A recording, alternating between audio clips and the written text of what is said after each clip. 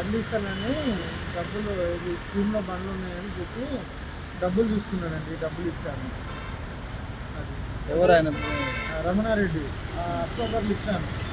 ఇది బండి వస్తుంది, షోరూమ్ ఎలక్షన్ కోడ్ వస్తున్నది, ఇస్తా ఇస్తా ఇస్తా ఎలక్షన్ వల్ల కోడ్ల పోలీసులు పట్టుకున్నారు, డబ్బులు ఇస్తలేరు, వాళ్ళ సెటిల్మెంట్ అయిన తర్వాత మీకు డబ్బులు ఇస్తే బండ్లు ఇస్తా అని అట్లా చెప్పుకుంటూ వచ్చేసింది. లాస్ట్ వరకు షాప్ వచ్చేసింది. ఎంత కట్టారండి?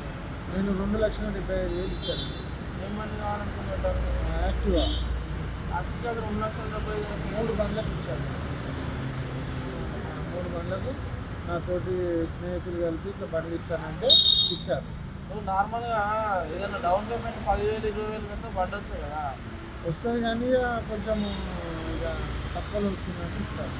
అంటే అదంటే షోరూమ్కి ఇక్కడ ఎంత తక్కువ? ఒక 20,000 తక్కువ 20,000 తక్కువ ఉద్దేశంతో మీరు ఇచ్చారు. యాడర్ మోటార్స్ వాళ్ళు ఆఫర్లో వెహికల్స్ ఇస్తున్నాం అనేసి ముందే మన దగ్గర డబ్బులు అడ్వాన్స్గా కట్టించుకున్నారండి. అది కట్టింది మనం జనవరిలో అండి. జనవరిలో వస్తుంది మీకు, జనవరి మంత్ ఎండింగ్లో ఇస్తాం 28th అనేసి అన్నారు. అయితే ఓకే అన్నామండి మేము.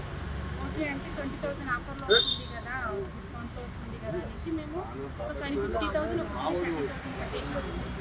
కట్టేస్తే ఏమన్నారంటే సరే మీకు వస్తుంది 27th వస్తుంది అనేసి టైం ఇచ్చారు. 27 రాగానే ఏమైంది సార్ ఇంకా బండి రాలేదు, మాకు ఏమైందంటే వస్తుంది మీరు నా మీద నమ్మకం లేదా నేను ఇస్తాను అనేసి అన్నారు. సరే అయితే ఓకేలే అనేసి మేము మళ్ళీ ఫస్ట్కి కాల్ చేసినామండి.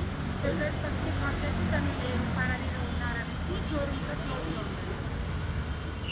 మీరు ఎన్ని బండ్లు బుక్ చేస్తున్నారు? ఒకటే బండి ఎంత పే చేశారు? 80,000, ఇంకోసారి 50,000, ఇంకోసారి 30,000. మధ్యలో ఇంకో అతను లక్ష్మణ్ అనేసి ఉన్నారు, తన ద్వారా కట్టామండి. తనకి ఫోన్ పే చేసి తను కంటిన్యూ